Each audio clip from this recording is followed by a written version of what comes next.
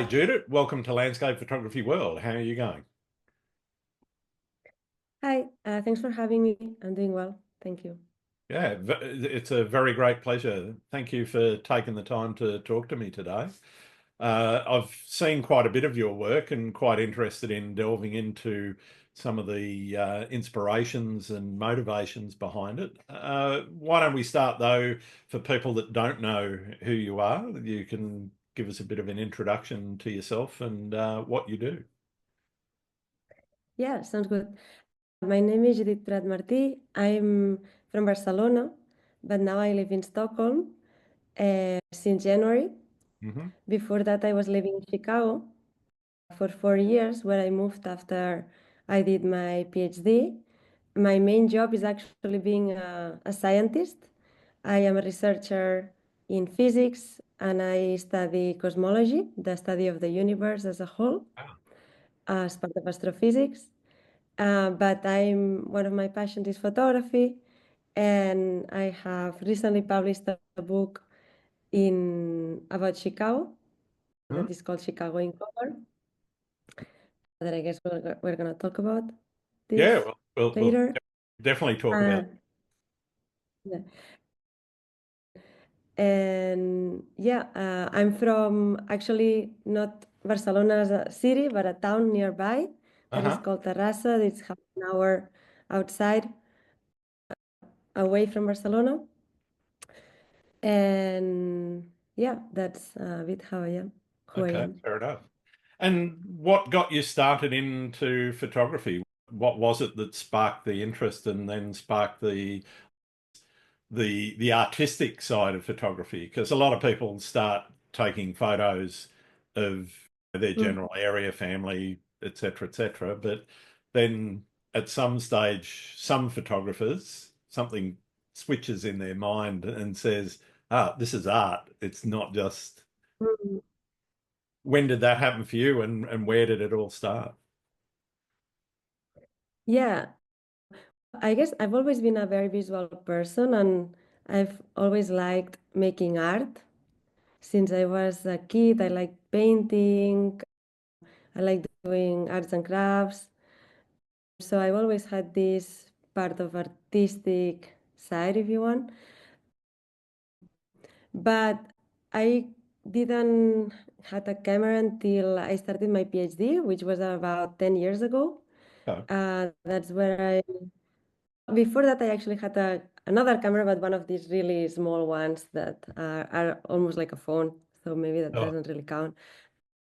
But when I started my PhD, I got one of the DSLR cameras, which is still the same camera I still have now okay. because it turned out great. It's a Nikon D3400.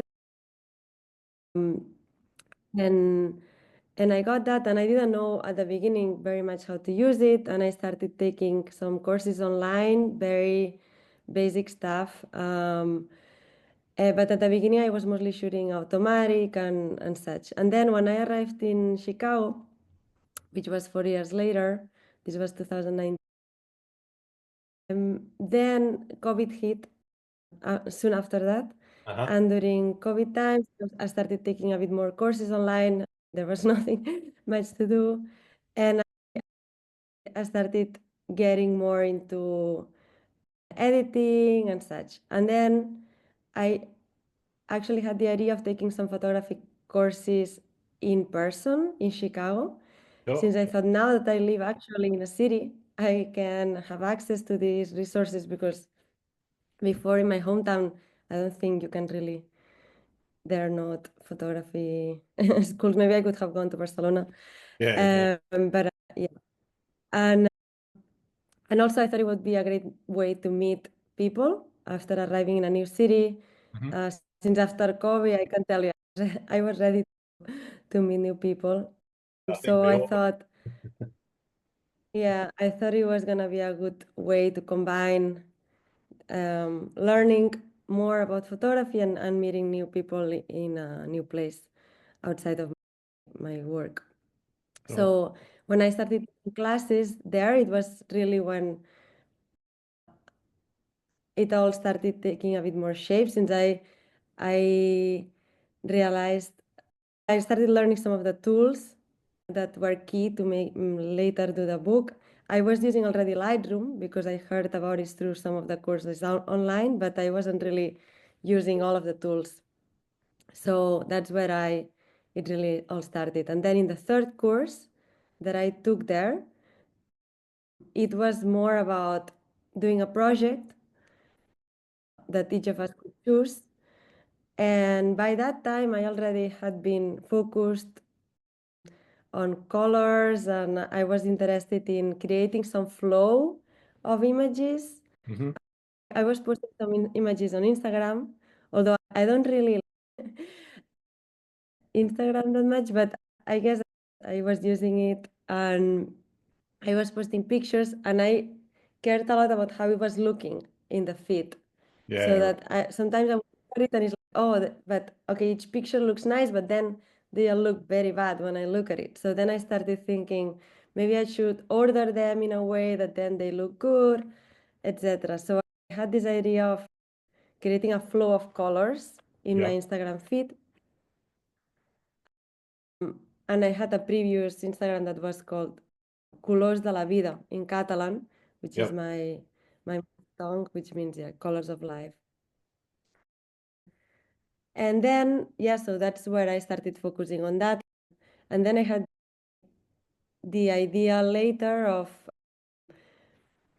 making that into a book of like flows in color about Chicago. And that was my project for that class. Basically, I focused, the name of the project was Minimalist Photography about Chicago in color. Okay. And so that fed into the book that you've published? Exactly. By that time, I already had the idea of making the book, and I Okay. used the class as a way to get feedback on the images and to Yeah, right. create more content. Because yeah, actually, the idea of really converting this project or the pictures that I was taking in a book actually came in Mexico. I was there during right after things started opening up during the pandemic because my parents wanted to come to visit me in Chicago since they hadn't been. And at that time, there was a travel ban between Europe and the US. Yeah, yeah. And it's very stupid, but you could enter the US if you were in Mexico for 2 weeks. So that's what exactly. So that's what my parents did. And I went with them to Mexico for 2 weeks. So we were traveling a bit there. And we went to Oaxaca, which is one town where one of my friends actually was living there at the moment. And she was doing internship in some arts place, and I visited her there. And then there they had a book, which is called Tejiendo Imágenes Okay. by Ana Fuentes, in Hmm. which I saw there pictures that resembled mine a lot. And it was also minimalist style, and it had this flow of color. And I thought, wow, if this book exists about Mexico, the pictures there were mostly about Oaxaca. Yep. I thought maybe I can, if this book exists here, maybe I can make one about Chicago. And that's when it clicked on for me that maybe this was possible. Nice, nice. And I'm interested in why minimalism. What is it about the minimalist style that sort of took your fancy?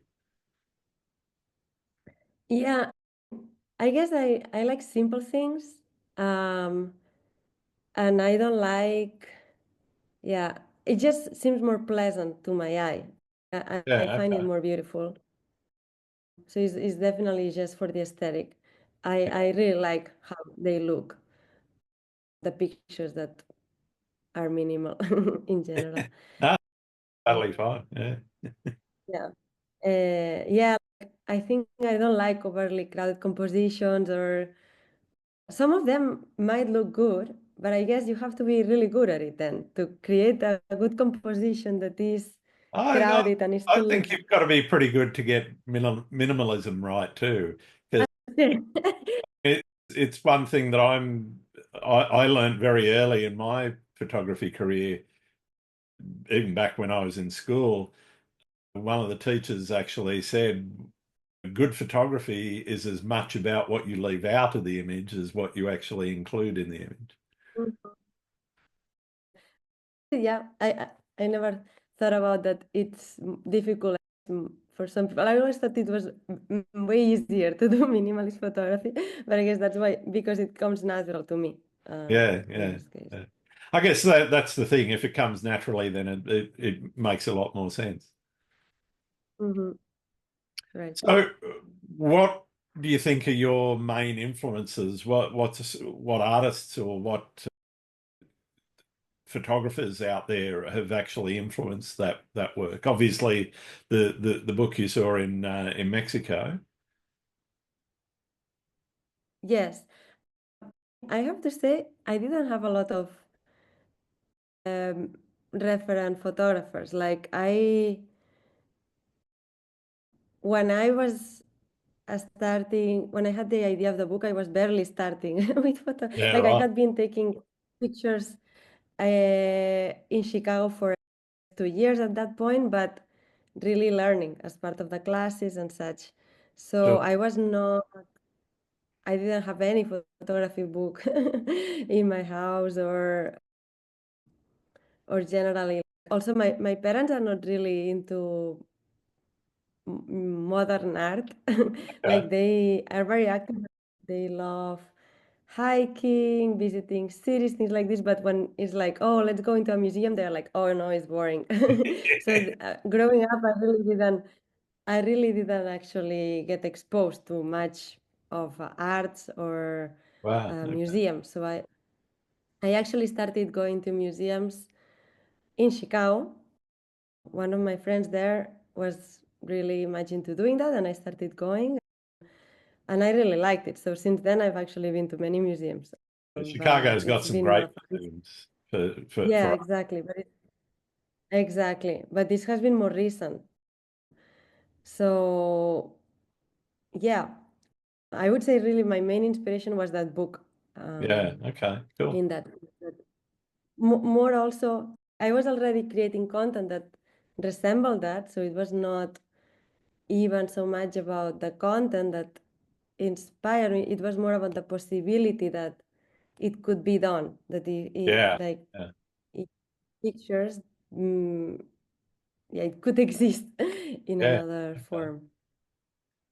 And I guess one of the things around that process, are you intentionally going as part of the course you were doing, were you intentionally going out once you had the concept of the book in your mind in taking those sorts of images that you knew was going to build up into that, or was it the other way around? The images that you were taking as part of the course drove then the direction that the book went?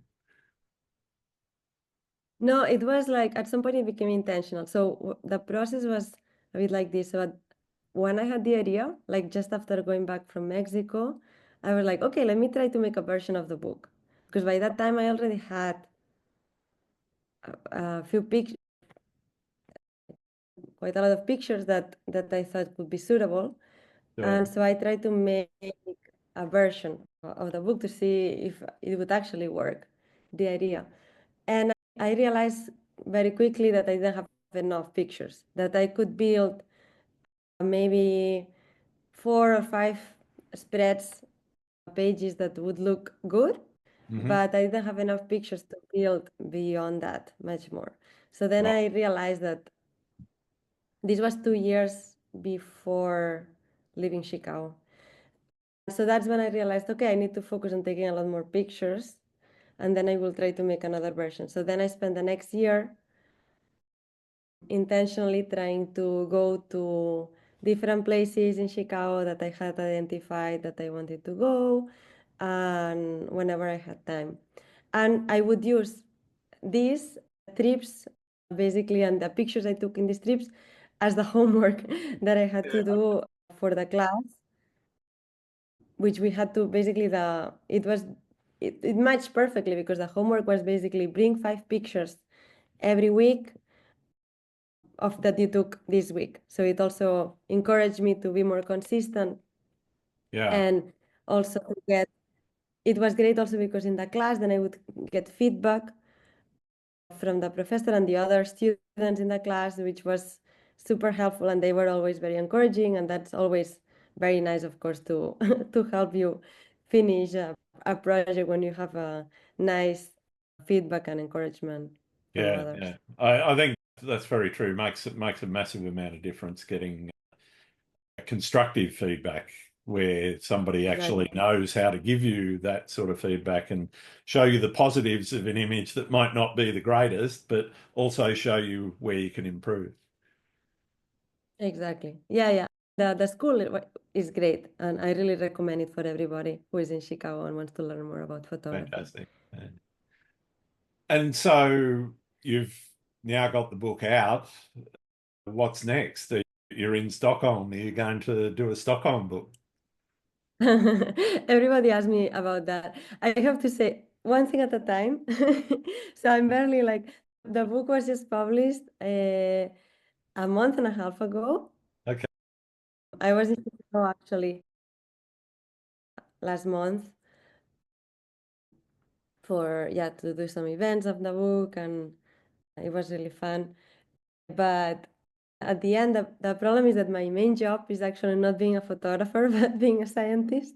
Yeah, yeah. So I do need to with my work, and this also takes a lot of time. So I have to balance a bit of that.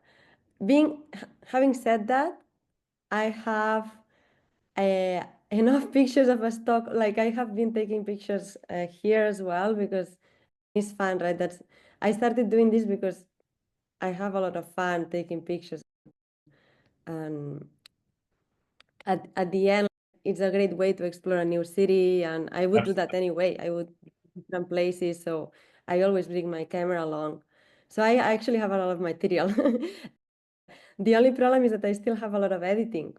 It's very easy for me to go shooting because it very much complements my work, right? Because I'm with my computer all day.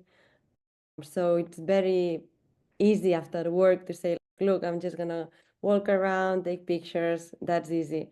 But after work, I'm not gonna be like, oh, let me get into my computer again and edit a ton of pictures. That's not gonna happen. So then that's always my bottleneck, that I always have a lot of pictures and I'm lacking time to edit. So right now I would say 2,000 pictures of Stockholm already.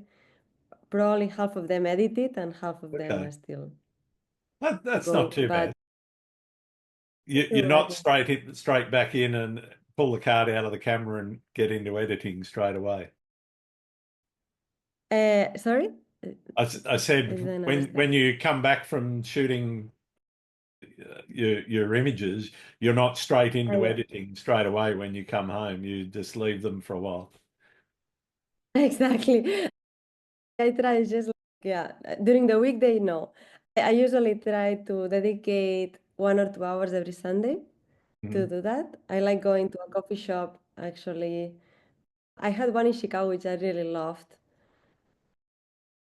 Jackalope Coffee and Tea in Bridgeport, which was Yep. really nice. I loved going there and just editing a while. And here I found another one that I also really like. Nice. And so that's what I do. And but of course, many Sundays then other things comes up, or maybe you go hiking, or you have friends visiting, and then yeah, it's Yeah. difficult.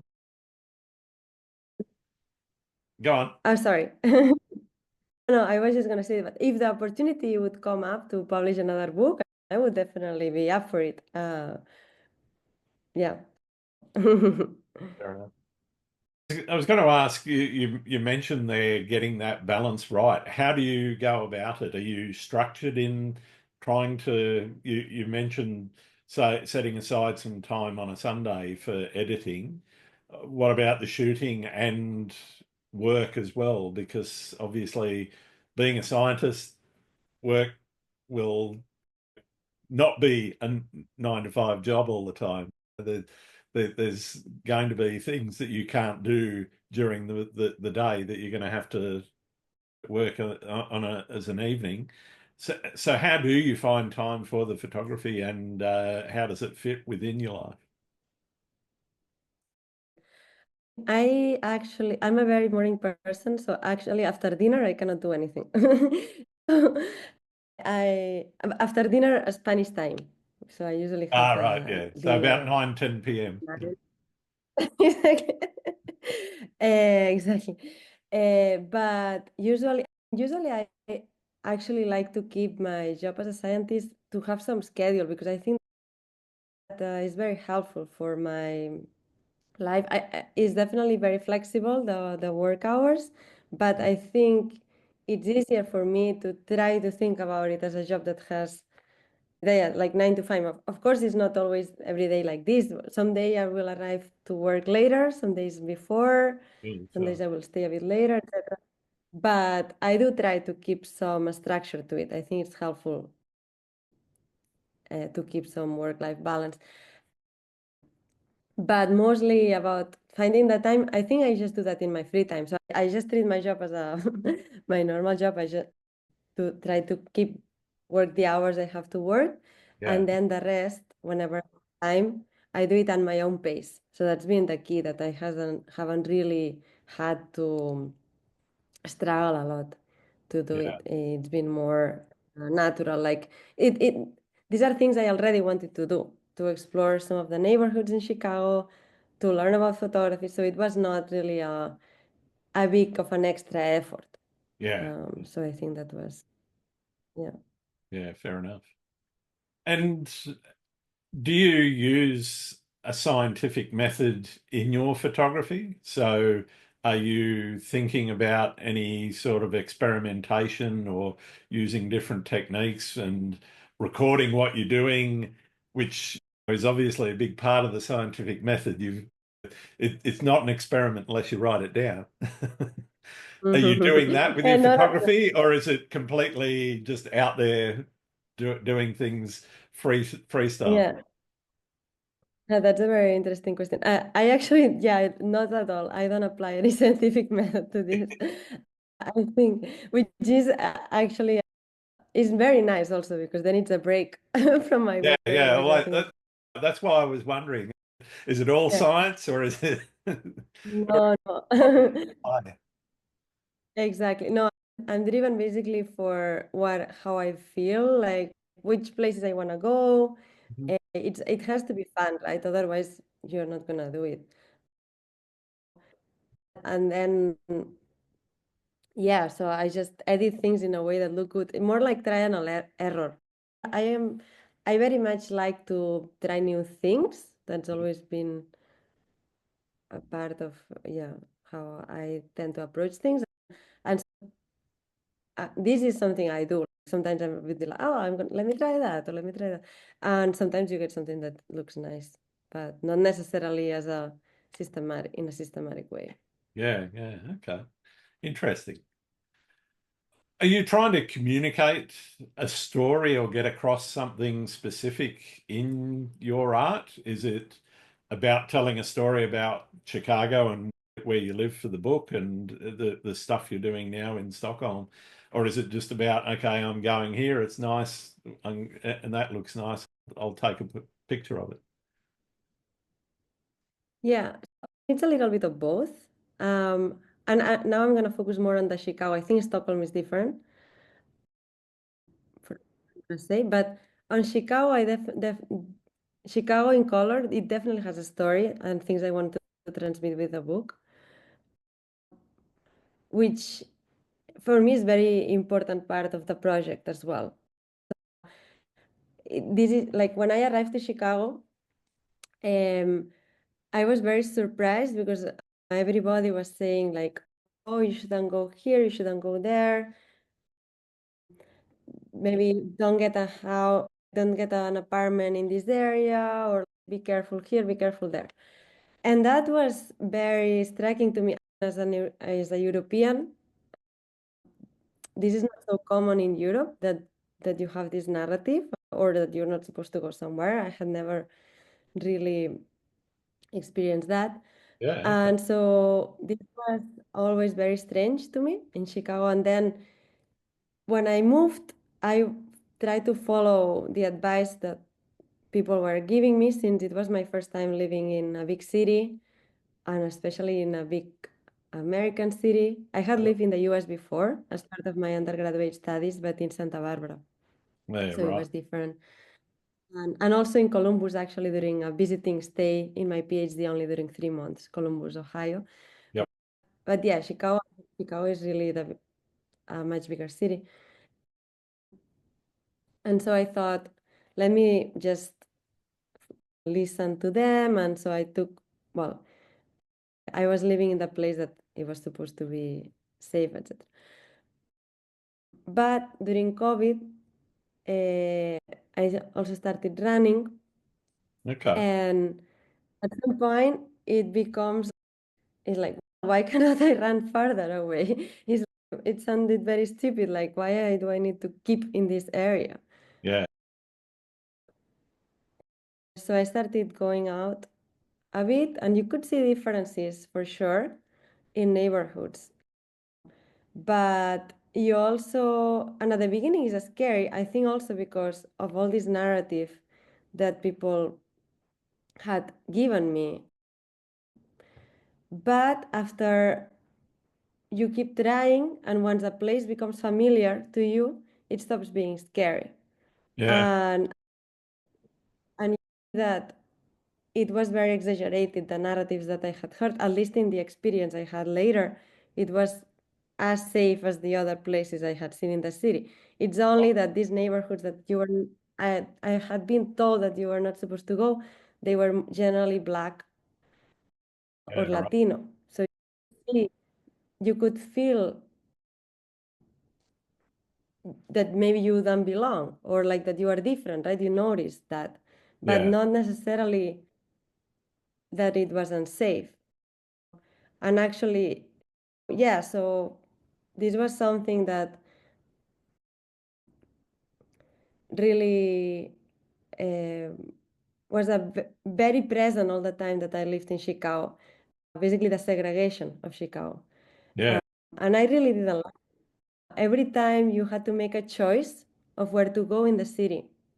For me, that meant you would choose which kind of people you were going to meet. If you were saying, let's go to this bar, if you Yep. choose a bar in a white neighborhood, you are going to find white people. If you choose a bar in a Black neighborhood, you're going to find Black people.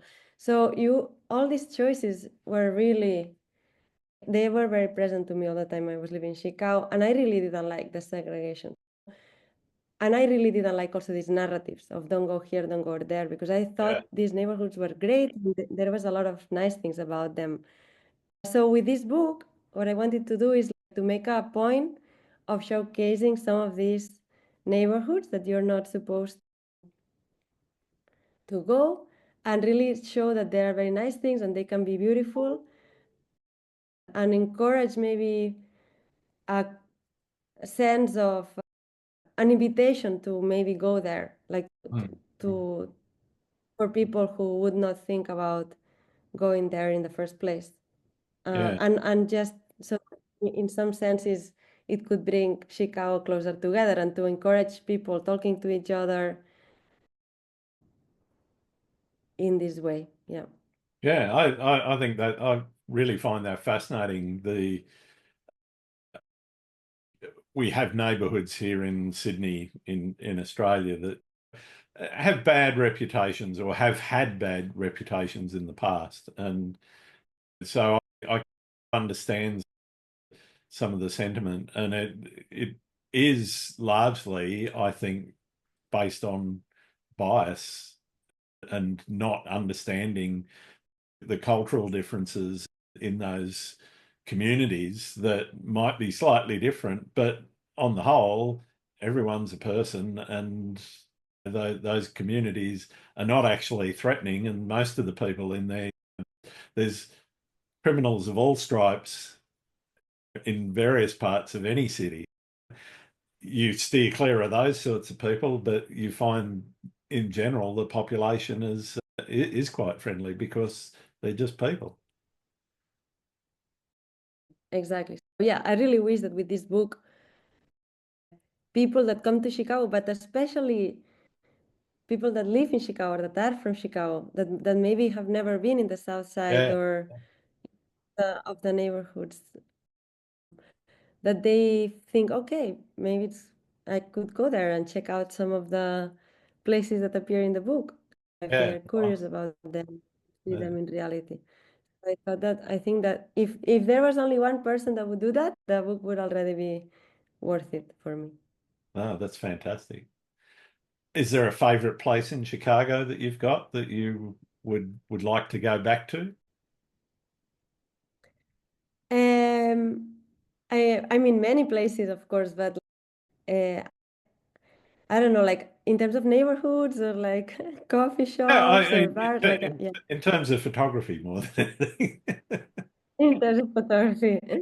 Uh, I mean, yeah, I don't know. Like, I think what I like about the type of photography that I do is that it is not really based on a specific place, Yeah, right. but rather everywhere I can go, I will find nice things to photograph, right? Because there are, it's just more of the details or just finding a nice wall or finding some interesting gas meter or just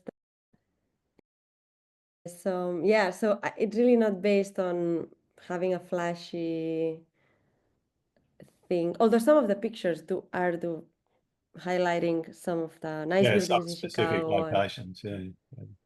exactly, that is definitely part of the book. But I would say that anywhere else, I find Chicago in general very photogenic. I really like the industrial vibe. Yeah. So I think everywhere you could leave me anywhere in Chicago Yeah. for half an hour, and I can get back to you with 10 pictures that could go in the book, and we could extend it. That's fantastic. Have you got a particularly memorable experience while you were out shooting that you'd like to tell me about? One fun thing maybe is that happened to me a few times is that you are shooting and then people that are driving by or something, they would stop and say, if imagine I'm shooting across the street and they stop in the middle and they're like basically posing for the picture or just smiling or laughing. So this has happened numerous times, which I always enjoy. Yeah. I'm not sure about like particularly, yeah, like also in the CDA, I shoot a lot also on the CDA, which is the public transit of Chicago. And there are Yeah. also many people sometimes have talked to me, but always from a very nice way that they were coming from. Yeah. It's also that's one of the things that I really enjoyed about Chicago, actually, that people are super open and also very kind. I think the Midwest nice thing, I don't know if you've heard about this expression, Yep. that I think is real. I think it's a real thing. And so in generally, I only had very good experiences with people in Chicago. And that really is also part of what drove me to then make this book in a way also to somehow give back to the city because I really had a good experience living there. Yeah. And I think I grew a lot also as a person, being exposed to so many diversity and different cultures, which I hadn't really been exposed before. So that was really great. Yeah, Um, I was going to ask actually, what did you learn out of the project? What was the main thing that you took away that said, okay, that's something that's really changed my life? yeah, I would say definitely this angle or this part of just interacting with a lot of people and just leaving the city and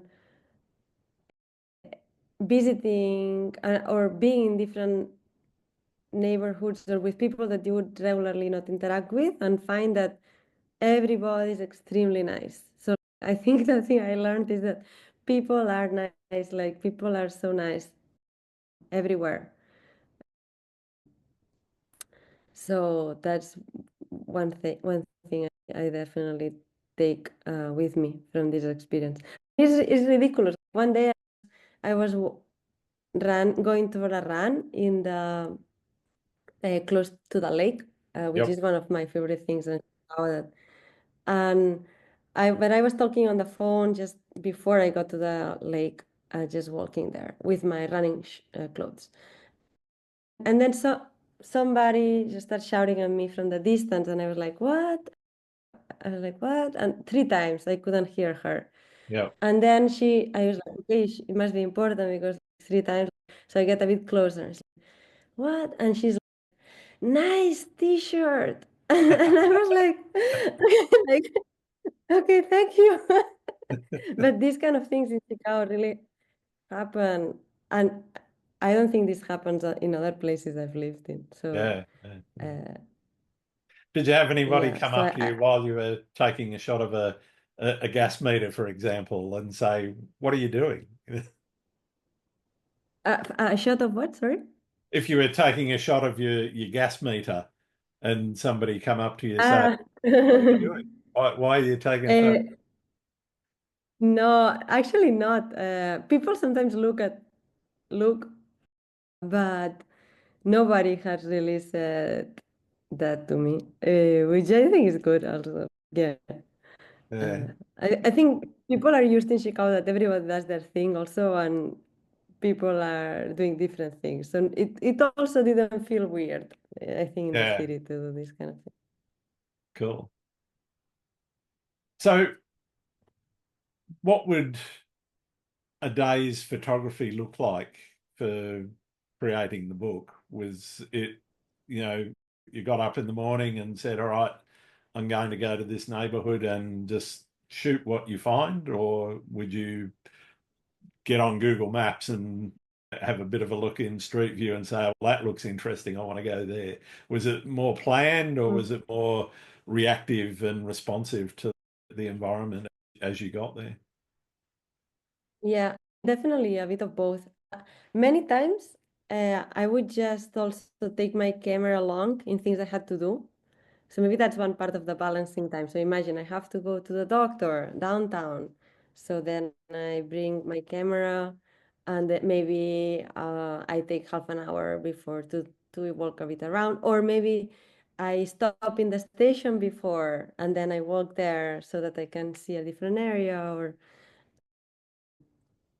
or so in general, when I had to run any errand that was anywhere in the city, I would always bring my camera along Yeah. and see what I would see.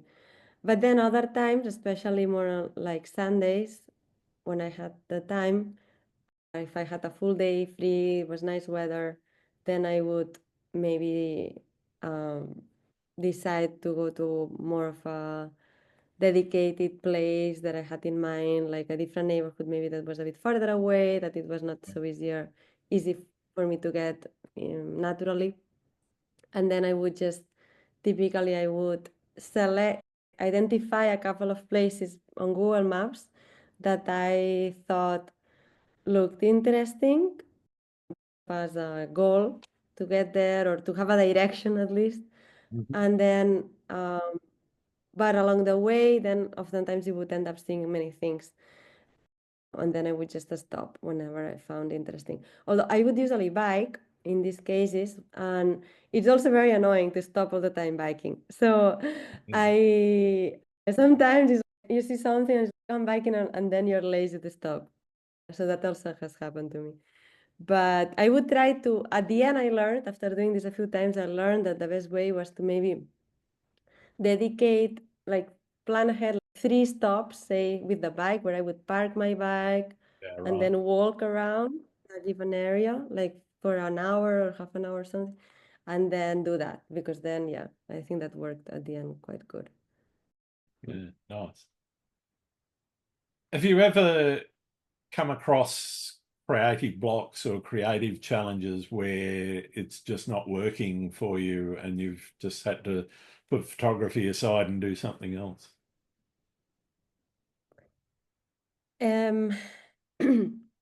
Not really as a block of creativity, but more, for instance, that you get tired of it. For instance, I can only edit for so long at a time. Sure, sure. Shooting, I find it very relaxing because you are just walking, you're outside. It is very nice, right? But editing when you're in the computer and you're focused, I love it. I love to edit, but Yep. I realize with the time that I can only do it for 1 hour or 1.5 hours in a way, and then I need to take a break. Yeah. I'm a bit the same. I can only edit probably the most, unless I'm really excited about a project, is about 3 images in a day. If I do more than Oh, that, wow. it just starts to get too long. I'm only spending, say, 15, 20 minutes with a Oh, wow. a workflow that I've Mhm. decided this is how I'm going to present my work. But I'm interested in how many would you do a day, one or two or more? No, I think my process is very different in that sense that I think because of the minimalist aspect, it's easier to edit some of the pictures. Like how I would do it is I would say I shoot a lot of pictures, really, I don't restrain myself. And Yep. then I do a first selection on the camera itself, which I know is not, you're not supposed to do that, to delete photographs in the camera. They told me about this in the class. But to me, I have to say it works well because you are already not in the computer. So it's one thing I save of time in the computer, which is then Yep. where my limitation is. So I can do that on the train or I can do that somewhere else. Sure. So that's already a lot of time to do this first selection in the camera and I go very fast. If I like it, I keep it. If I don't, I delete it immediately. Yeah, okay. So imagine I shoot 1,000 pictures. So I shoot 1,000 pictures, maybe I end up with 300 in the camera, Okay. Yeah. say.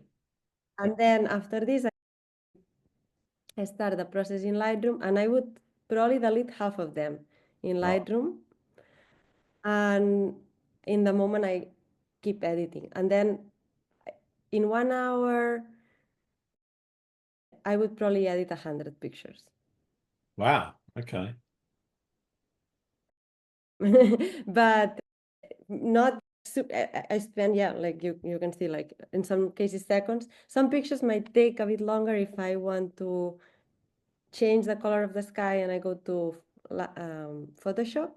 Yeah. Right. Maybe it becomes a bit longer, or like in some places you are more exploratory and it can happen. But I don't think I ever spend. It's hard for me to spend more than 10 minutes in a picture, say. Wow. Okay. That is Usually fast like work. Yeah. a Yeah. I'm obviously a lot slower, but I mean, I've got the combined. It's not Lightroom because I use Camera Raw, but it's the same product basically, and Photoshop. And I do most of the editing in Photoshop. It's really basic changes in Camera Raw first off. So I tend to take a lot more time per image because I do a lot of exposure blending as well because I'm trying to do longer exposures and get that light balance correct. So it usually Right. takes a little bit more time. That sounds a lot more fancy than what I do. Yes, my process is really just Yeah, many of the my pictures are just style, you've got to like editing, really like editing.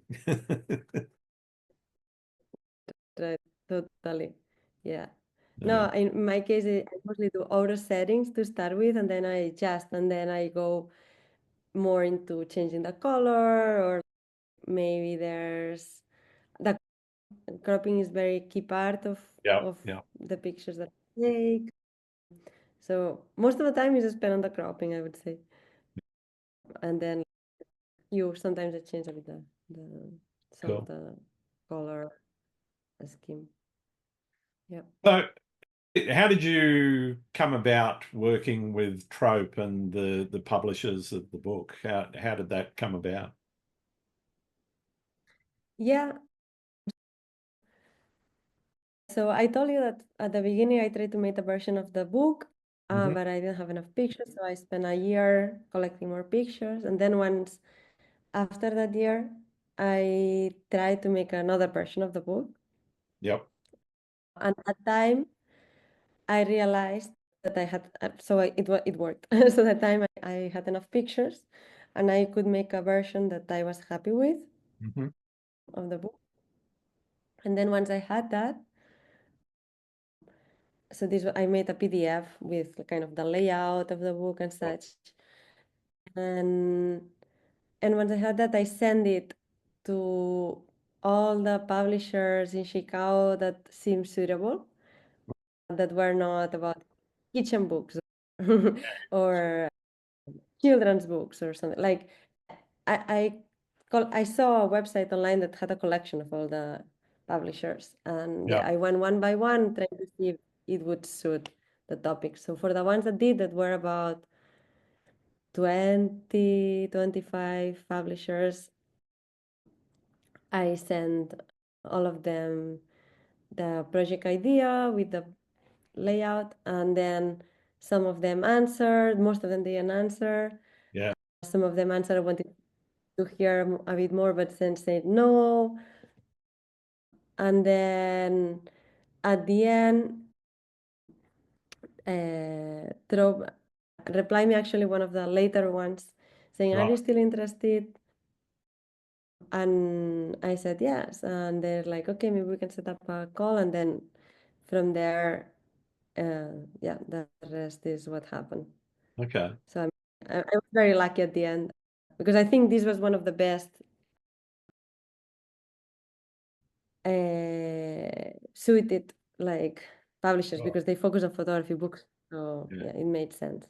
Like I've Yeah. spoken to a few photographers that have worked with Trope before, and just hearing their experiences as well. I'm just interested in how you found the experience of working with a publisher. I know some people publish Mhm. their own direct, and other people Mhm. use publishers. Did they help you much with the editing process? And when I say editing, the book editing, not obviously the photo editing. You get to choose that, I Yeah. take. Yeah, I mean, it was great to work with them, honestly. To start with, I don't think I could have published the book on my own, because this requires a lot more time, right? And that's something I was lacking. Yeah. So if I was not gonna leave science, I couldn't afford to spend so much time that it takes to go on your own and do that, because that's an enormous amount of time. So and then the distribution, of course, all of that, right? So that's another story. So when I had the deal, I was like, yes, I will sign everything. Like I all I cared about was to for the book to happen and not to lose money on the way, say, Yeah, right? sure, sure. So these were the two most important thing. So it was a great deal for me to start with. And then I really also enjoyed the feedback, because of course it's very nice also to have somebody look at your work and give more of a detailed feedback, right? Some people were still, it's great, but okay, what can you improve? So we went through that process with them. And it changed a lot also, the book. Actually, from the beginning, they told me they wanted to make the book twice as long. Okay, wow. So yeah. Exactly. So they were like, "Do you have more pictures?" And I was like, "Yes, I have more pictures." Like, how many more? I was like, a lot more, but I don't know if they could fit. But they told me about this. I knew about these 3 months before I left Chicago. And then during those 3 months, I was taking pictures like crazy. So I took a lot more pictures also. And then we agreed that I would send them another version of the book with the extra pages by the February or something the next year. This was this February. when I was already in Stockholm. So what I did is first take the pictures in Chicago, and then the first month that I was in Stockholm, I focused on the editing. And I sent them the other version, and then they came back with their own version of the book. So I sent them both the PDF and the pictures, right? And then they created a new layout, which was based on my version, but of course with many changes as well. And they came up also with very good ideas. They vetoed some of my pictures, and maybe they didn't have enough quality, or they considered that they were not suitable for the book. And I mostly agree with their comments, so I think it was quite smooth. But it was a lot of back and forth at the end. So this was the first pass, and then but of course you have to then reorganize a lot of the pictures. This book, the point is that it's not, the important thing is not each picture on its own, but as a whole, like that you flip each page makes sense, and exactly, and that it has a flow between the pages, etc. So once you change the page, it affects everything. And in some cases, I even tailor, not at the beginning, of course, but once, imagine I have a spread that I really like, but I'm missing one picture, right? Like some cases, I would actually go try to take a picture that fit that, or edit it in a specific way that if I have a spread of yellow and green, maybe I can try to edit one picture to look like that. And so once they moved everything around, then we had to start that process also a bit from scratch. So then it took a couple of months to iterate back and forth. And I re-edited a few of the pictures, blah, blah, blah, blah. So it was maybe 10 iterations at the end of back and forth. But at the end, we converged on this version, which I'm very happy with. Yeah, fantastic. Where do you see photography in society? What do you think its place in society is?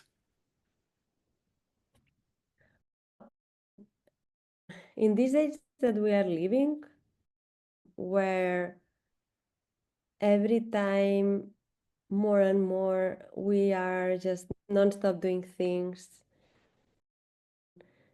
and there are tech tools that help us to do everything. Like we have artificial intelligence now.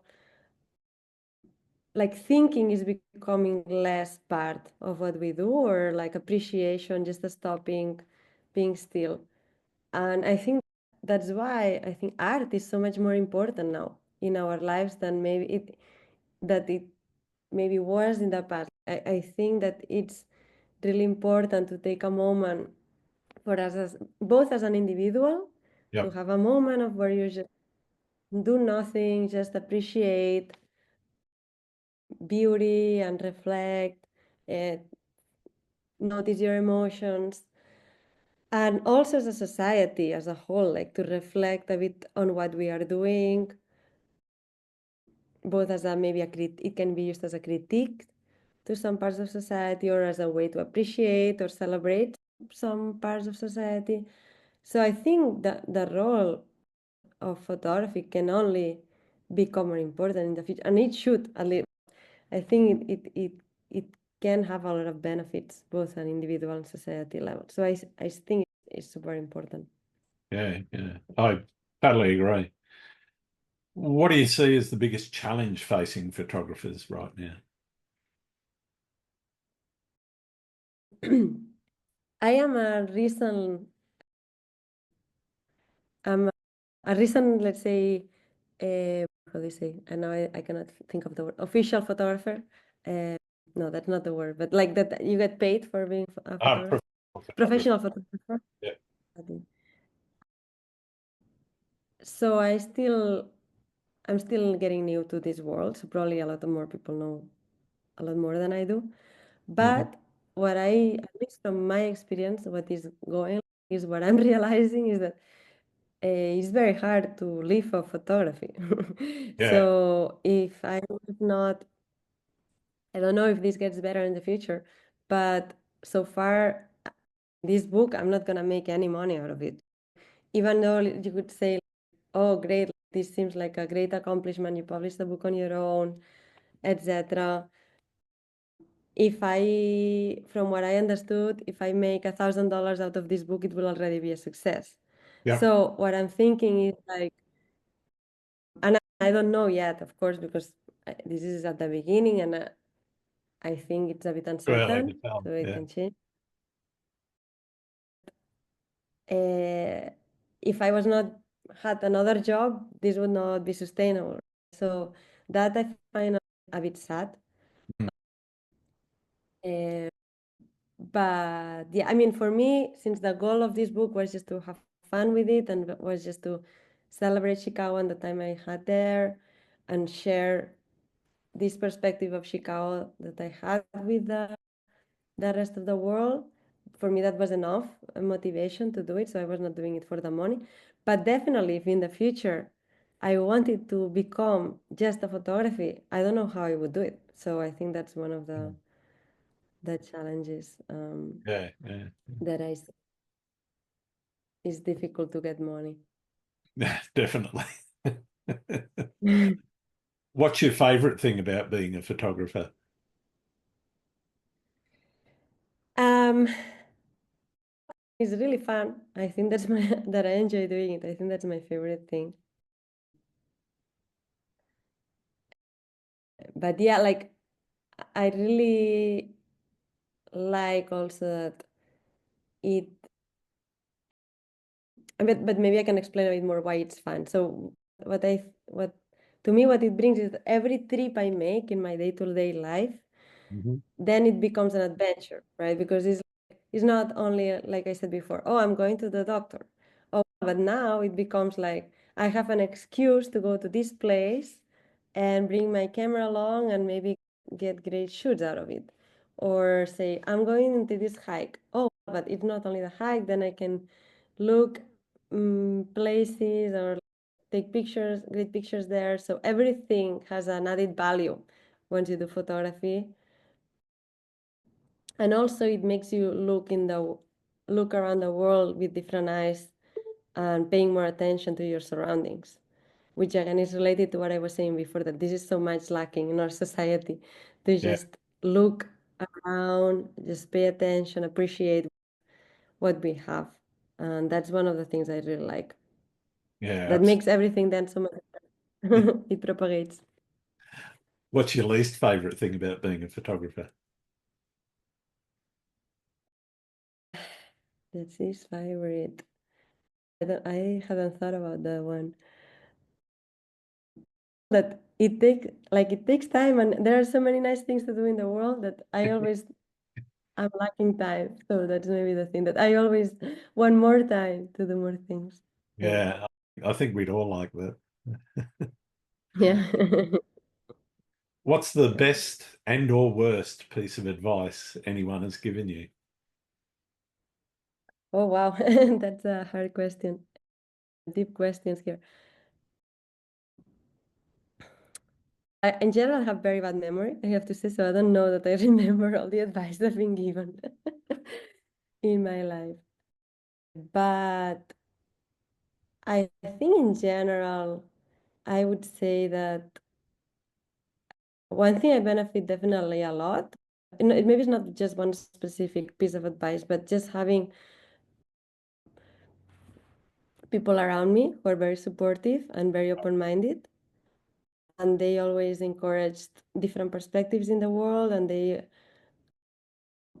they always saw value in exploring, and then I think that propagated into how I am and really encouraged me to also have this perspective about the world. Sure.